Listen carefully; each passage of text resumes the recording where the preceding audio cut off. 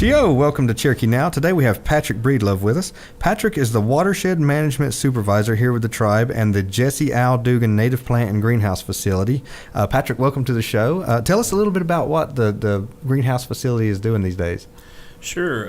In 2013, we constructed the Cherokee Now Dugan facility utilizing EPA Region 4 grants. We built an MX3 greenhouse, a state-of-the-art greenhouse, fully automated, to propagate native and cultural significant plants. In 2015, we added 2 more greenhouses down there, so we have 3 greenhouses now, and we're propagating anywhere from 150 to 250,000 plants a year. Oh my goodness. I think we're doing around 35 different native plant species, and all these native plants that we're growing are for cultural significant projects, white oak baskets, things like that, and then the aquatic restoration, wildlife opening projects, doing those. And then the last 2 years we've been doing vegetable transplants for the tribal gardeners. Last year was a great success. I think we reached over 300 gardeners for the tribe. So we're very excited about the up-and-coming things at the facility. Absolutely. So tell me a little bit about the native plants. What are 10 of the native plants off the top of your head that we typically are looking at? Sure. White oak, red oak, sycamore, river birch, 3 kinds of rhododendron, button bush. Last year we did sochan, and we gave away sochan transplants. And a few other herbaceous species, and then red maple. Most of the trees that you see in a forested area we're growing now. So do you just grow them, or do you also work with groups, I guess, to help get them out and transplanted into, do they go back into the wild? They do. So we're utilizing a group from Taro right now. We've utilized the Job Corps. We've utilized students from Western Carolina, University of Tennessee, and Haywood Community College. And so we're putting these in the wildlife openings and the Fishery and Wildlife Management program. And then some of the aquatic restoration projects you may have seen. The Downtown Island, we did the plantings there. The Kelway Campground, we did the plantings there. Smiley Little John project. And then we have a little over a mile project in Snowbird starting this fall. So those plants will be going down there as well. Excellent. Now, are a lot of the plantings up in the reserve lands? Is that where a lot of the stuff happens for the wildlife? Yeah, on the wildlife openings, wherever Fishery and Wildlife has an opening, they direct you on where to put this. Yeah. Now, you'd mentioned giving some out to the public. Is that another piece of the planting? Sure. So we do native plants, and we do vegetable transplants, and then we also do fruit, trees, and berry bushes. Okay. And in the beginning, it was important for us to provide a food source for wildlife. So any wildlife restoration or aquatic restoration project, we put apple trees and blueberry bushes, and then we just kind of hit a home run by giving it to these tribal communities. So about 7 years ago, we started an Earth Day giveaway before the greenhouse was established, and then 2014 we had the first Earth Day giveaway at the greenhouse. And we've been historically giving away 1,500 3-gallon blueberries, 600 to 700 apple trees every year for Earth Day to tribal members. So we're very excited about that. I guess we're starting to see these pop up all over the boundary. Yeah, it's really good. And then we've had the opportunity to bring the Cherokee Language Academy down and kind of teach them how to grow like small vegetable gardens in their backyard, and then important for them to know where their food is coming from. So it's fun to kind of see their eyes light up down there. That's important. It's a piece of our culture that we have got to get a hold of and get the kids involved in. And you can save so much money, and you can live so much healthier by growing your own food and growing it for others as well. And it's part of our culture that I think we've kind of broken away from, and it's good to see you guys working to get that back in order. So if someone in the community is interested in getting blueberry bushes or even some of your native plants to maybe they have an area that they're wanting to regrow or reforest around the area, what do they do? What's the process? So we have 3 events every year.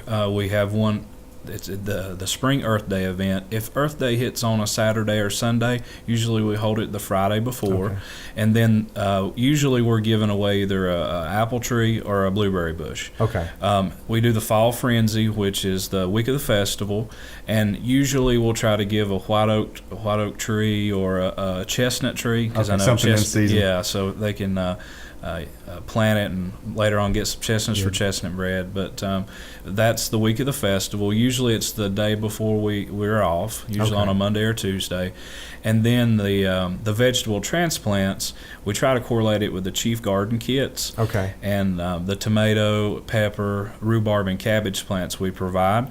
We try to wait till the week after frost. So usually it's the second week of May. We're giving those out. But we encourage people to stop down anytime. We usually have a surplus of plants, and we have those available in between the giveaways. So we encourage people to come down. Is there anything in the greenhouse right now you have a surplus of, if folks are curious for?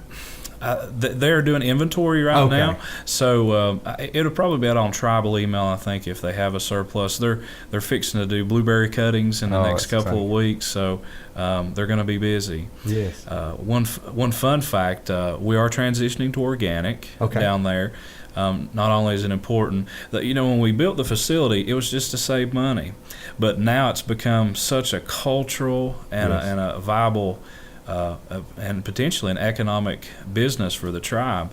And so we're transitioning to organic because it's important that we understand how we're growing our foods and providing organic transplants and organic plants to tribal members. But we foresee that it can be an economic enterprise in the future, if not just to cover program costs, but to actually make money for the tribe. No, I think it'd be great down the road, and I think it's part of the vision to one day grow our food for our people. Yes. For the school systems, for our elders, for families, maybe even our own supermarket. That we can resell the foods that we've grown from the beginning in your greenhouses, transplanted over to our farmlands that we have available, and that the Eastern Band truly takes care of its people from the ground up. Yes. And that's exciting to be a part of. So tell me where the greenhouse is located if I need to come find it. Sure. The address is 2429 Goose Creek Road, Cherokee, North Carolina. The easiest way is it's the conveyance of Goose Creek and Coopers Creek. There's an old farmhouse down there. We've renovated it for tribal offices.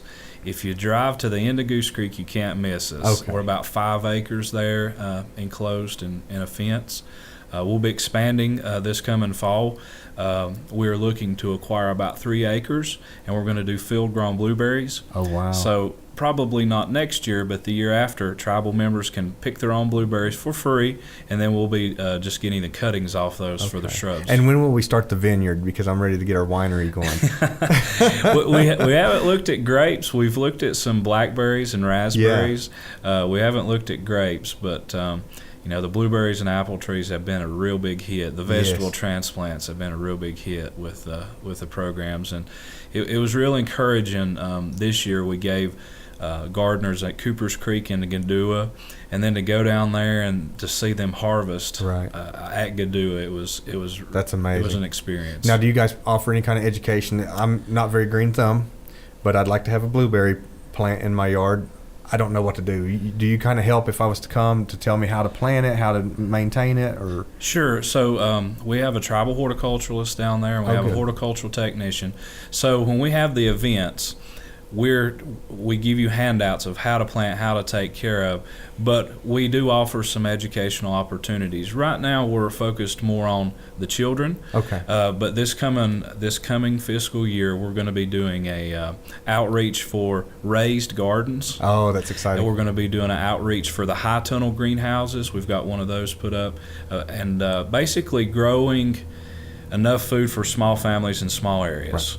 And so we'll have those trainings. We have a pollination section down there, so we have 8 beehives.